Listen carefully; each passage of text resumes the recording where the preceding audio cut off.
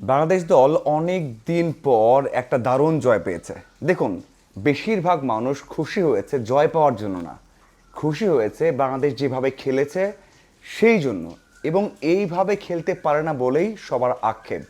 টি-20 ম্যাচে আপনি যে সব ম্যাচ জিতবেন, সব ম্যাচে ভালো করবেন, সব ম্যাচে প্রত্যেকটা প্লেয়ার ভালো করবে, এটা নিয়ে খুব বেশি মানুষের কষ্ট আক্ষেপ থাকে না। বুঝতে হবে যে মানুষের আক্ষেপ থাকে যে এমন খেলার চেষ্টা করে না। যখন তামিম এবং সাইফ খেলছিলেন তখনও কিন্তু সেই আক্ষেপটা বারবার আসছিল যে বাংলাদেশ দল তো এটা, বাংলাদেশ দল তো এইভাবেই খেলবে, বাংলাদেশ দল 20 ওভার ব্যাট করে 182 রান চেজ করতে নেমে 140 করবে, 50 করবে, 60 করবে, এমনই বাংলাদেশ। কিন্তু যখন হৃদয়, ইমন এবং শামীম ব্যাট করলেন তখন পুরোটা চিত্র চেঞ্জ হয়ে গেছে। এই যে জয়টা পেয়েছে বাংলাদেশ দল, দর্শক যে শান্তি নিয়ে বাসায় ফিরেছে, বা যারা টিভিতে খেলা দেখেছেন বা খবর রেখেছেন, তারা ওই জায়গাতেই সন্তুষ্ট হয়েছেন, শান্তি পেয়েছেন। অনেকদিন পর ভালো ম্যাচ দেখলাম এটা বলেছেন। কারণটা হচ্ছে অ্যাপ্রোচটা ভালো ছিল। বাংলাদেশ টি-20 ইতিহাসে কতগুলো জয় পেয়েছে সেই হিসেব করলেও আপনি দেখবেন যে এমন জয় খুবই কম আছে, খুবই কম আছে। আপনি হাতে গোনা 1 থেকে 2টা জয় এমন পাবেন।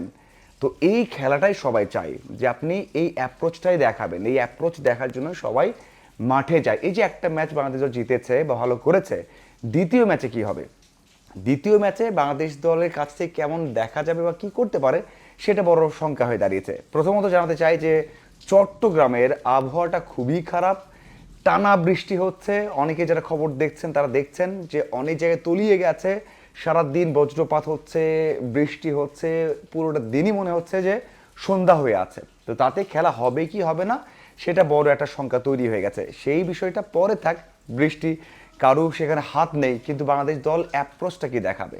ওই যে একটা ম্যাচ ভালো করলাম, পরে ম্যাচে আমরা সন্তুষ্ট হয়ে গেলাম, পরে ম্যাচ ভালো না করলেও চলবে, তেমনটা হবে? আমরা কিন্তু এমন বাংলাদেশকে সারা জীবন দেখে এসেছি, শুরু থেকে শেষ পর্যন্ত দেখে এসেছি। বাংলাদেশ দল ওডিআইতে শেষের 2 ওভারে 8 রান করে, যেটা বাংলাদেশ দল সেই 90s করেছে বা 2000 সালে করেছে, সেটা আমরা এখনও করি।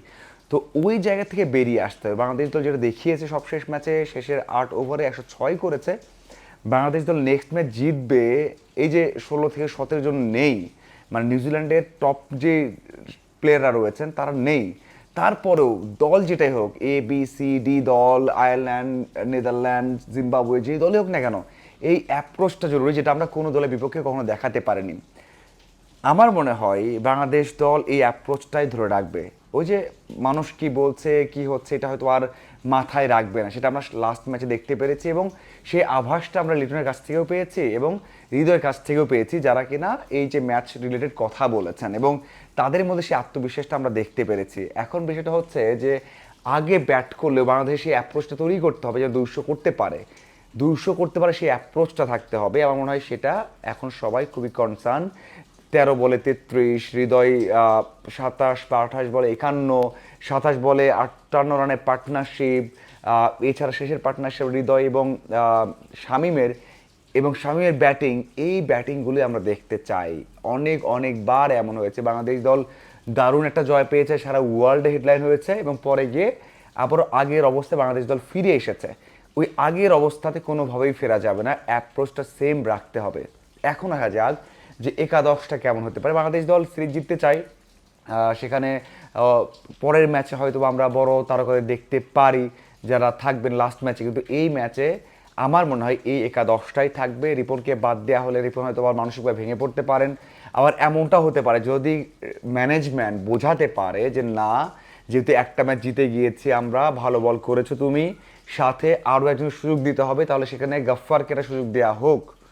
এই ওয়েদারে, এই কন্ডিশনে আমার মনে হয় একেবারে খারাপ করবেন তেমনটা নয় অ্যাজ এ বোলার। আমি আগেও বলেছি গাফফারকে আমার ব্যাটার হিসেবে এখনও মনে হয় না যে তিনি যোগ্য একজন ক্যান্ডিডেট ন্যাশনাল টিমে আসার জন্য, কিন্তু বোলার হিসেবে ঠিক আছে, তিনি ভালো করতে পারেন, সেই অ্যাবিলিটি তার আছে। কিন্তু তো সেই দিক থেকে রিপনকে ড্রপ বলা ভুল হবে, যে তাকে বিশ্রাম দিয়ে বা বুঝিয়ে বলে যে আরও একটা সুযোগ দেয়া যে গাফফার এখানেই খেলুক, কারণ যদি এই ম্যাচ বাংলাদেশ হেরেও যায় একটা সুযোগ থাকবে সে মিরপুরে সিরিজটা জেতার জন্য। এই জন্য এটাই সুযোগ। কিন্তু বাংলাদেশ দল এখানে সেম 11 খেলানোর পর যদি হেরে যায়, নেক্সট ম্যাচে আপনাকে স্ট্রং টিম নিয়ে খেলতে হবে, আরও ভালো দল নিয়ে খেলতে হবে, তখন তো আপনি পরীক্ষা নিরীক্ষায় যাবেন না সিরিজ জয়ের জন্য।